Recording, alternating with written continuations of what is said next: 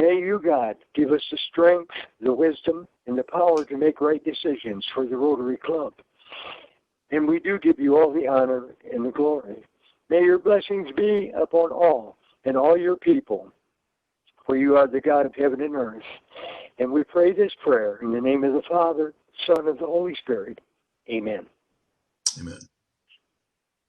Thank you, Dennis. Yes. Well, Lance is supposed to be our Sarge today. Lance isn't on. Would somebody like to volunteer to do a quick Sarge program? I did it last time. Nobody going to volunteer. I'm going to pick somebody. You know who the obvious one's going to be, don't you, Mr. Keene? I have a sneaking suspicion I do, yeah. Yeah. Well, anyway, welcome to the Rotary Club, another wonderful day in the virtual world of Rotary. So, let's see. Who can tell me, we'll start with Adam. Who can tell me what a rudbeckia is? A rudbeckia? Is that a vegetable? Well, it comes out of the ground, but it's not a vegetable. Mineral? Animal? Keep going. A little more color than that. I do not know what. Try a flower, a plant. Flower. Okay, so it is sort of a Very vegetable. Sort of a vegetable. It is a plant, a flower. What color? I don't know. What color is it? Well, they're yellow and they come in white as well. Okay. Aren't they sometimes called, what do they call it? The Black-eyed Susan. Black-eyed Susan. Yeah, thank you. Is that the answer? Okay, let's see. Dahlia. Can you tell me when was the last time that you planted a plant? Last week, Last week, and what did you plant? I transplanted some bee balm that I had growing in one place that was too tall, moved it to another place. Fantastic. KP, I Sure. know you're, at least you're a wannabe farm boy. Yes, sir. How many cuttings of hay can you normally get out of a field in an Indiana summer? Oh, okay. That's I would say two. One in the early summer and one in the late summer. Bingo. Congratulations. Did I see Jim Scott sign in here? Yes, he is. Hey, Jim, how are you this morning? I'm fine, thank you. You sore from last night? Well, the mosquito didn't get me, so what the hell? So, just a head note, Jim was out there planting plants, slinging mulch, and just enjoying the camaraderie of the group that we had out at the gardens last night. So Jim gets a free pass here. Didn't even get a tough question. Thank you. So Tricia, do you do any digging in the dirt? No. I don't have time. That's the only reason I don't have. I choose to use my time elsewhere. Oh, okay. Like, what do you do elsewhere? Well, we have a camper, so we like to camp. We have a boat. We go boating. I work with seniors, so my philosophy is life's too short to stay around and wait for something to happen. I try to find out what my next adventure is going to be all the time. Cool. Cool. Well, it sounds like you got plenty of toys to keep you busy. Yep. Okay, Maggie. Hello. Yes. Hey, I like your shirt. I guess we covered that, though, didn't we? But the slogan says people in action. Cool. Well, you definitely are a people in action. So where are you sailing this weekend? We are doing a race. It's called the Indiana Shoal Race, and it's down pretty much to almost the state line and back. And there's not going to be a lot of wind, so it'll be a slow one. But yeah, that's what we're doing. Cool. Cool. Thanks for Well, asking. I hope the weather cooperates and it gets real windy. Let's see, who else we got? Deb Varnick. Yeah. Yeah. Hello. Do Deb. you do any gardening? I'm sorry, I couldn't hear you. Do you do any gardening? A little bit Would you like to do some more? at the gardens. There you go. I can take instruction. I'm not good at it, but I can take instruction. Well, Sure. the jobs that we have out there are not complicated at all, and I know you can pick them up pretty quick. All right, let's pick it down.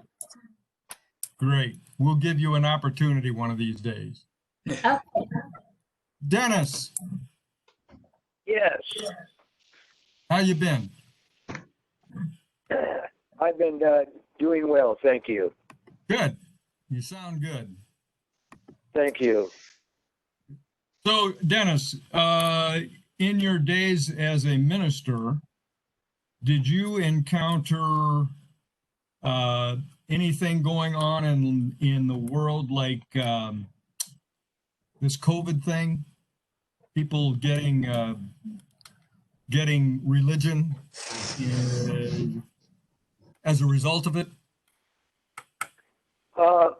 You know, I've been getting a lot more calls than normal. We're finding out that actually the ministry part of it has been better on the outside than inside the building, and more people are online looking at their certain churches that are online.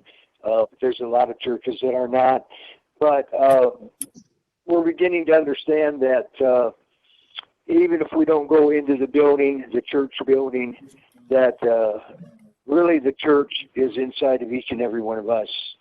And it's beginning to be more of awareness to us. That isn't to say that the church, the house of God, is not where we want to be, because we don't want to. We want to be there, but unfortunately we can't be. But we realize that we are the house of God. Our temples are the house of God, and so we can still worship the Lord together. Great. Thanks, Dennis. That's encouraging. Let's see. John Baugh's back. Are you there, John? Hello, John. I guess he's muted. Go ahead, John. Oh, you're muted again, John. Okay. Well, we'll move on. Let me unmute you. All right, John, you there? Yes, I am. Can you hear me? Okay. Yes. Yes. John, this is Tom Keene. Yes, I saw it. Is my video coming through, Tom? No, sir. No? No. But while you're fooling with that, I want to ask you a quick question. First of all, I want to tell everybody in the group here that John Bosback has the best looking lawn in Long Beach and has for many years. So, John, will you share a quick tip on how we can all improve our lawn? It's of water with it. My Long Beach water bill is through the sky, see the ceiling with it, but it's doing well. It's got a few dry spots in it. It's doing quite well. So water is the key, eh? Pardon?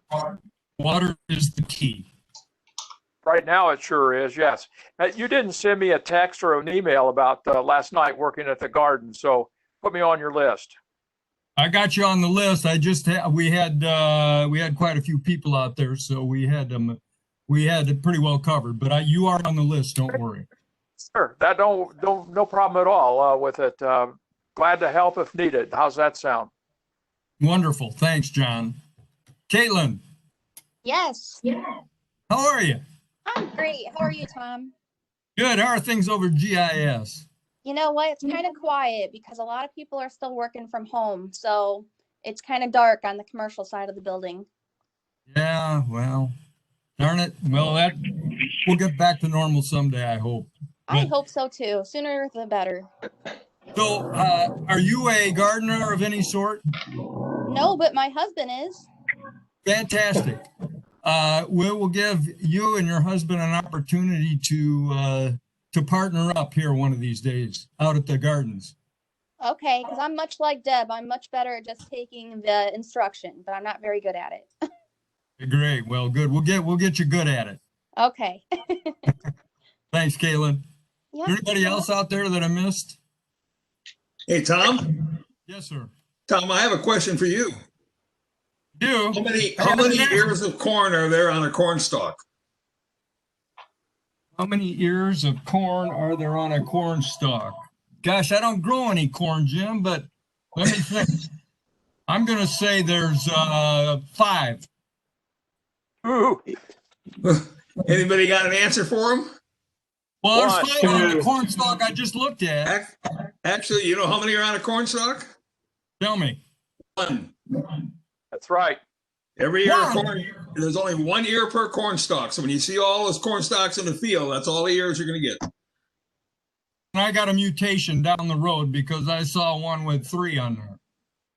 I bet you if you walked up and looked close, there wouldn't be 3. Okay, well, I'll do that. Hey, Tom, did we hear from Adam? Pardon? Did we hear from Adam? Yeah. Did we hear? Yeah, we heard from Adam first. Yeah. What was it? I didn't know what a rhododendron, not rhododendron. Rudbeckia. Rebecca. Yeah. Well, Adam needs to come out to the gardens and spend some time with us so he can learn about plants and stuff. So I can be better at these answers. Yeah. Yeah, there you go. Okay, Jim, that's it for me. All right. Thank you, Tom, for kicking in for us there. Next, we have today's speaker, Maggie Sparks. How you doing there, Maggie? Hey. I gotta get a picture of you in your shirt to put on there. That's me. All right. You want me to make you a presenter so you can bring up your slides? Yeah, I just realized I need to get them from my email. I emailed them to myself, so just hold on a second. Okay. Sorry.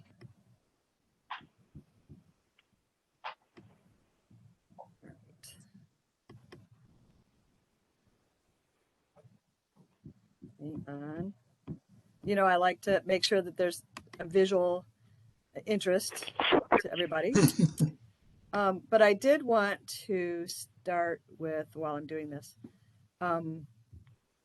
just, you know, I know, ooh, what was that? I don't know. Sounds like a train. That wasn't me.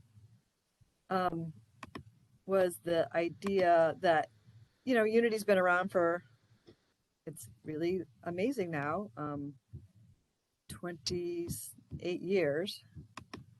And so I just wanted people to think about what, if you have any questions, like just what have you ever wanted to know about Unity? Because it just might be something really simple that I could help you, you know, understand. And all right, now I'm going into back into the meeting. Hello? Uh-oh. Let me get back on here. Getting there, Maggie? Oh yeah, hang on. I think I'm logging in again. Stop. Yeah, can you hear me? All right. What happened to my screen? I've got a weird message in here.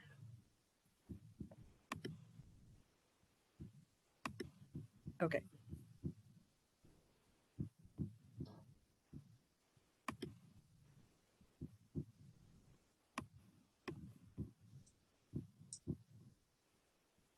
While you're working on that, I do have a question for you.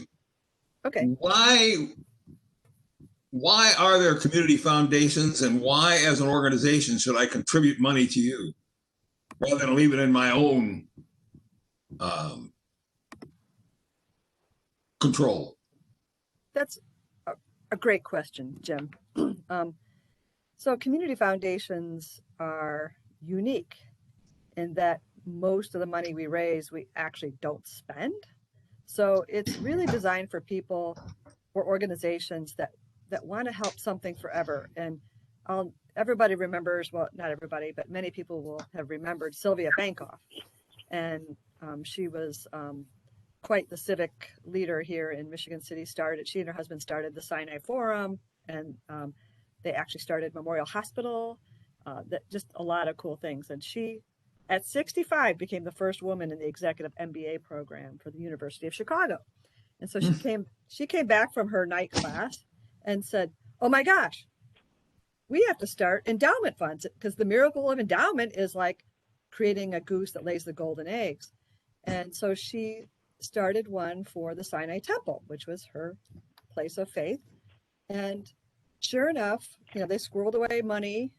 And then one day, that's probably why we still have a temple in Michigan City, is because Sylvia Bankoff started endowment funds to keep her institution alive. So it really comes down to permanence and flexibility and donor intent. So that fund that Sylvia started will always be here for the temple. It can't ever be used for anything but that. So that's the cool part. So communities with community foundations are stronger because they have a platform for community development. They've got money that will come in every year for a variety of charitable things. And that's why if you want to support a particular charity directly, by all means do it. Like Tom Keene called me up and said, hey, how about $100 for the garden? And I could do that. I haven't done it yet. But the point is, if I wanted to help my favorite charities, which I do, then I can write a check and I go out and do it right to them. But if I want to help an organization forever, then I would use, the community foundation. So that's the difference. So again, we don't want to compete with charities head on. We don't have a lot of fundraising events. We're here to support them. And that's why people use the community foundation. Plus the other thing is people, if they're going to leave a bequest, like a lot of money, they don't want to ruin the charity, because, charity gets $1 million. All of a sudden they go on a spending spree and they can't maintain it. And then they crash, so it's a way to support your favorite charities now, and forever. And the first one was started over 100 years ago. So this isn't a new concept. I wish I'd invented it, but I wasn't alive 100 years ago. So couldn't do that. I was. So does that answer your question, Jim? Yeah, except for one additional part of that. And let's say, the Boy Scouts, we have some money in your foundation, okay? But we have our own endowment. And our own endowment has got a lot of stuff on it, or a lot of money in it. What is the advantage of us giving some money to you instead of just keeping it all in our own foundation? Well, maybe, do you want to share what you've done, what the Boy Scouts have done with that money? Because I think that would be it. Do you know? No, I just wanted to hear from you, so the other people can hear it too. Why would somebody who has their own foundation want to contribute money to your foundation? One word: marketing. So the Unity Foundation markets ourselves, but along with that, we market all of our component funds.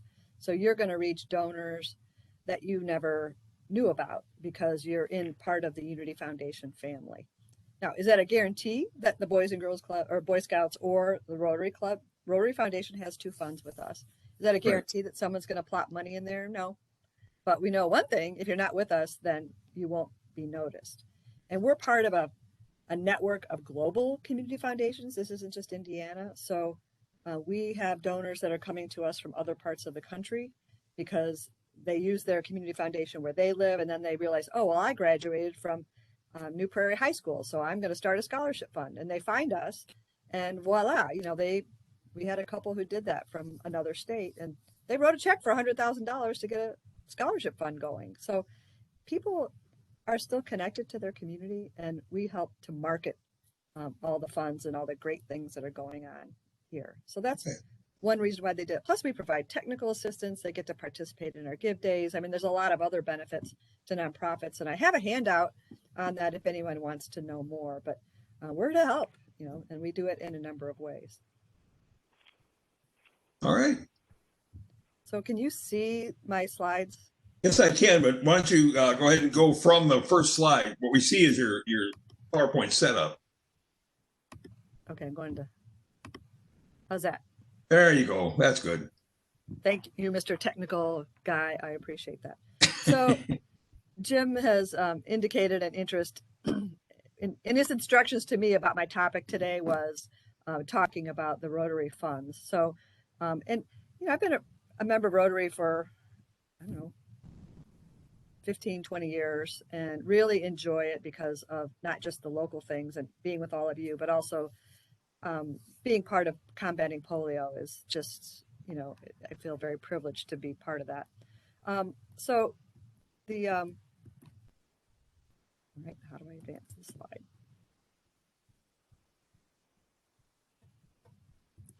I don't know how to advance that slide. Just point at your slide and click on it. Aha. Okay, well, first I had to talk about. Jim, you want to tell them what that is? Yeah, when we had the meeting with and it was in the newsletter too, when we had a meeting with the LaPorte Rotary Club and the B-17 was landing in there, they had a contest with paper airplanes.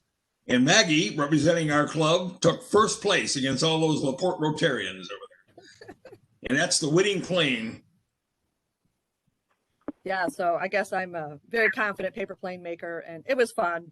And the prize has been drunken, so you can't have any. So it was a bottle of wine. The prize was a bottle of wine, and she didn't even share. So my husband drank it, so it's all good. Okay, so like I said, we're the community foundation that serves LaPorte County and the region. Indiana is unique that every county has access to one of these, so we're part of this amazing network.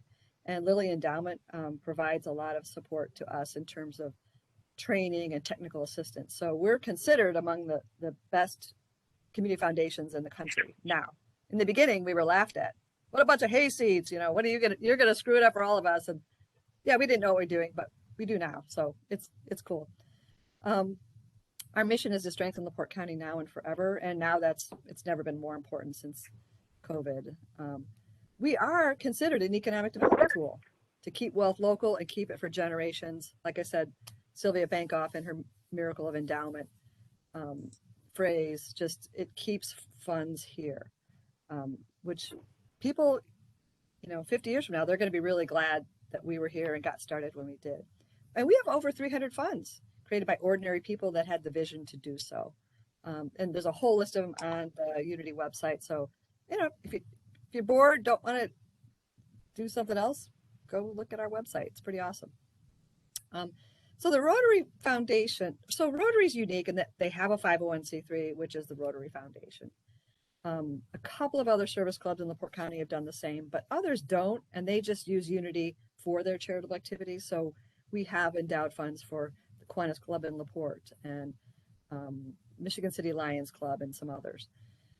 The first gift was, and the largest, was from the Michigan City Rotary Foundation itself. I think the idea was at some point, if they didn't want to support a separate organization, that they could just use Unity as their 501c3, which would work. But the idea was to serve the club, but then also attract what we call planned gifts, which are estate gifts, because our membership had been getting older, and they did get a few planned gifts that came to the foundation. And that would assure that Rotary would always be present in Michigan City, even if there wasn't a club. We'd still be giving money in Michigan City because it's perpetual, even if the club wasn't there. But if the club is there, which it is, then it gives us more money to do stuff with, which is pretty powerful, especially as many of the service clubs have been shrinking in size. The principal of the fund, it really hasn't grown much, but it's over $6,000. But we've accrued some interest in that. So there is about $6,000 in spendable that could be used for a community project or something. So we also, thanks to Ed Lysat, how many people remember Ed? I do. Ed was the CPA. Ed was my sponsor. Oh, was he? Okay. Yeah. Yeah. Great guy, very passionate.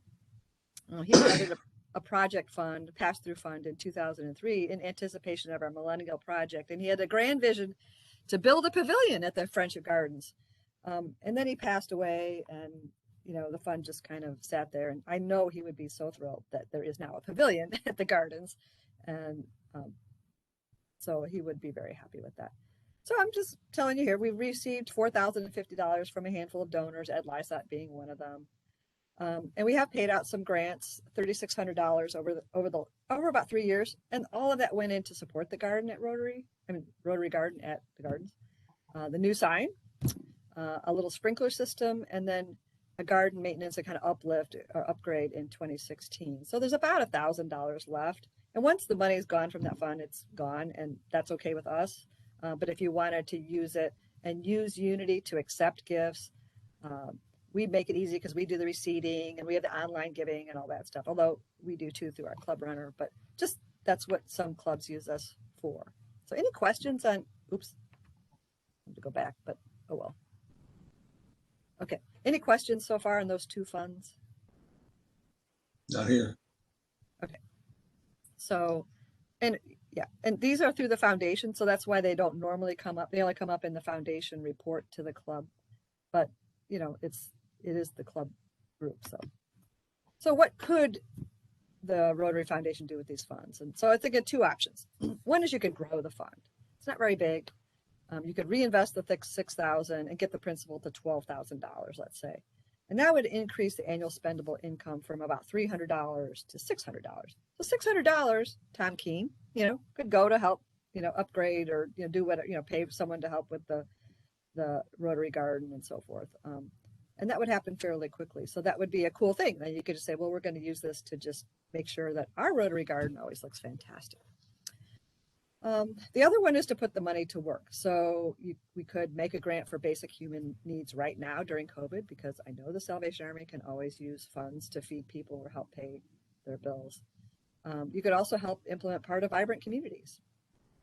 Or you could use it for, Rotary projects like our Polio Plus, district projects, or, super duper fund, the eyeglass program or something, so forth and so on, or to get maybe some more Rotary Paul Harris Fellows. So those are some two things that the foundation should do. And I'd like to see the foundation do something with them. They're just kind of, sitting there. So any questions on that? Okay. No, but clear one thing up. This is actually started by and kind of under the control of the Rotary Foundation, correct? Yeah. The Rotary Club of Michigan City Foundation. Yeah. Okay. The paper was actually signed by John Wendell, who was, I think, either treasurer or president of the foundation back then. Okay. So yeah, so that it's, we need, Unity takes our orders or our requests from the foundation and not from the club. Right. And these could only be used for charitable activities. They cannot be used to subsidize our lunches and things like that, because that's not charitable. So don't think about it. Okay. And then I'm just going to kind of switch gears, unless anyone has any questions, just to kind of give you a little bit more about what Unity's doing. If that's okay. Maggie, Yeah.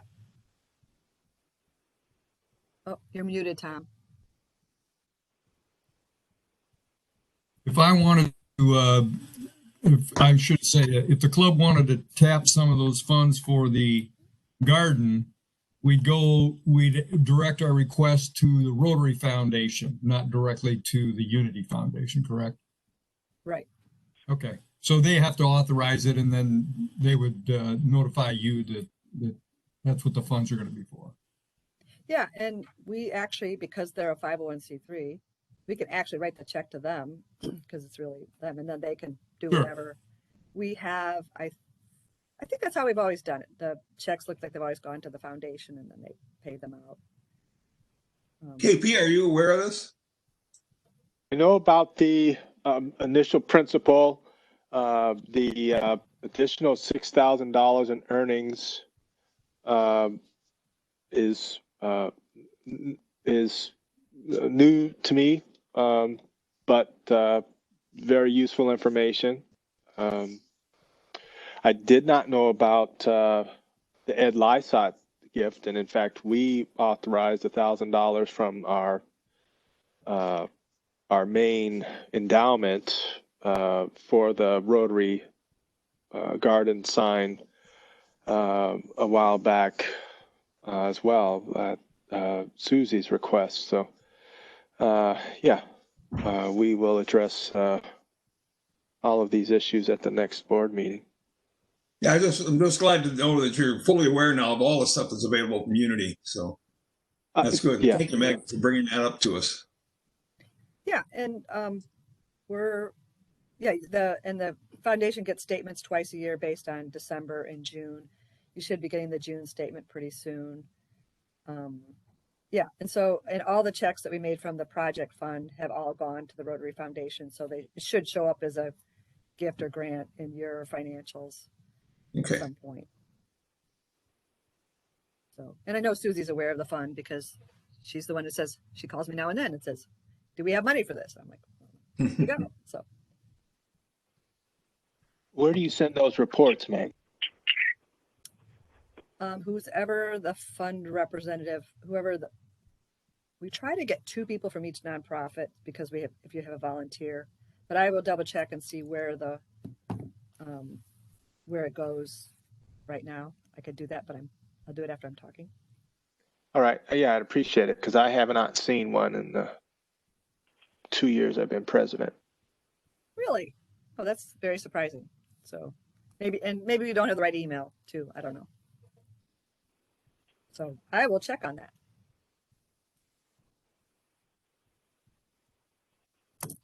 Okay.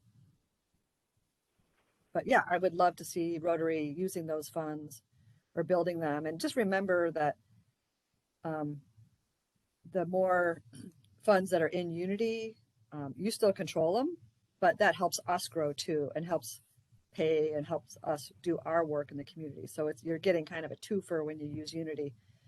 You're supporting the underlying organization, but then you're also supporting us because, we're still what I consider a teenager kind of organization. We're not so big that, we're sitting at about $30 million and people, oh, that's really big. Well, it's not really, because we need to be at 50 million and then hopefully 100 million to be where we can really do the most good for a community our size. So it's not just, we have to keep growing. So Rotary could help with that too. And anyone could help with that. Jim, how much more time do I have? You got about another 10 minutes. Okay. So I'm going to jumped ahead. So we are right now, and I'll just go through this quickly because a lot of you people know this, but we do have a challenge match going on right now with Lilly Endowment. The goal was to raise $500,000 and then they would give us $1 million. So we only have 35,000 to go. So we're looking to put that behind us because it's been a while. But that's a way to triple your money if anyone is so inclined. And gifts of any size help. I mean, it really does. We have, in terms of, we give out about $1.5 million a year, but just since March 12th, we've given out over $800,000 in grants and scholarships. So we're very busy. We have a lot of transactions, but money has been going out the door to support our nonprofits and programs. We also help families leave their special legacies for causes they care about. Jamie Miller is our development officer, and she's very knowledgeable about the different ways that people can do it. So she's helping people all the time figuring out, especially now with COVID, people are like, well, I could die sooner than I thought. Maybe I better get my estate plan in order. And so, people are thinking about that and they realize, oh man, I got a lot of stuff and I don't want my niece and nephew to get my stuff. It has to go, I want it to be disposed of properly, or I want it to go for the right thing. So people are thinking about it right now. And Jamie and I, and we have a special thing on our website that can help people with that. We are going to continue the Vibrant Communities Movement, which is a community-based planning process. And we're going to continue to innovate and collaborate both locally and regional. And again, call me. That's my cell phone number on there. If you have any questions or just, hey, I've been thinking, so just give me a jingle. The Vibrant Communities process was, again, a 5-month process to engage our communities. We engaged about 1,000 people. This is a unique partnership between Unity and the Convention and Visitors Bureau. We have 3 main goals around people, places, and prosperity. And we have 66 action items, and no one can do it alone. So, Unity's not doing all this, but we're going to focus. The top priorities are on housing, which is diversifying and increasing housing options for everyone, and then entrepreneurial and small business supports. And then we've updated our vision for LaPorte County, and it'd be nice if Rotary would adopt this vision because it was created by the people in this process. And the difference between this one and the other one that we had was the fact that we've added health in it. So it's grow our economic and health vitality. And the fact that we're a collection of communities, we're not just LaPorte County. We have about 15 different communities here. And then we want to invest in diverse people. We want, it's more inclusive than the previous vision for LaPorte County. And we are encouraging organizations to adopt this because everything starts with a vision, right? So if we adopt it, we can all start working to make this vision come a reality. So pretty exciting. Entrepreneurial small business supports. We want to position our region for economic support. This was a key outcome also of a regional economic development plan. And we're partnering with 4 groups to create this resource tool for Lake, LaPorte, and Porter County. And I'll be happy to do an update on that later. But we have now over 50 resource partners that have signed up and are ready to make this tool very robust. And you could just type in nwibizhub.org and you kind of get an idea of what it's like. But Chicago has one and some others. So we're going to be well poised to be better at supporting our entrepreneurs and small businesses. And again, I can't think of a better time than now to be doing that. Housing. Stephanie Oberle gave an economic report this morning at one of Clarence's meetings, and they talked about the housing shortage as a national thing. Well, we know that that's been a problem here too, not just a shortage, but just quality and having communities where people really want to move and live. So we need to develop an action plan. We're working with the county on this, and hopefully we'll be able to have something that becomes really actionable.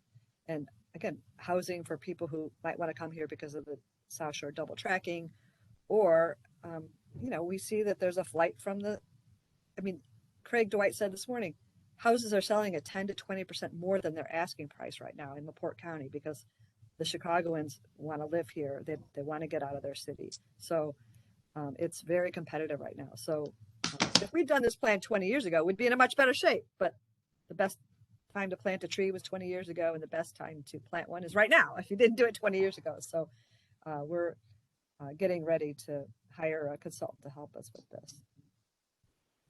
So here's how Unity is a power for good. I consider us a partner with Rotary right now in the projects that we do and the way we interact and the way that we, work with you and your organizations. You could consider adding Unity Rotary funds to your own estate plan or start your own fund at Unity because it's not hard to do that. And then, help us grow, introduce us to people who want to do good forever because it's not just restricted to service clubs. And remember, you can't take it with you, so you might as well leave it in the community instead of having it go somewhere else. You could also consider attending our upcoming events. We're going to have our first ever virtual scholarship reception. We don't have the date yet, but we have awarded scholarships to 250 awardees. And I have to thank Deb Varnick, can't see her, but for making sure that our scholarship process got executed well this year in the midst of the pandemic. And we are just so excited about our awardees and how many high quality applicants we had this year, more than ever. And then we're having a professional advisor workshop on September 15th featuring Michigan City native Laura Hanson Dean. She graduated from Elston in 1966, I believe. You can come if you want, it's free, or you can invite your own professional advisor who can earn continuing education credits. So you can email Jamie Miller to reserve a virtual spot, jmiller@uflc.net, or call me. It's 3 hours, but you're going to learn a lot. So, and because it's virtual, we don't have to worry about filling a room. So I think we're good. So those are my summary points. And I thank you very much for Jim having me come and clear up the stuff about the foundation and the funds, and hopefully we could find more things to do together. So thank you all. Okay. Anybody have any questions for Maggie?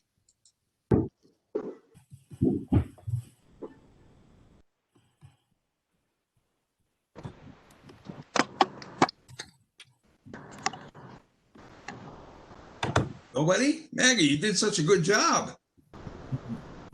Very, very good. Very good. Very insightful.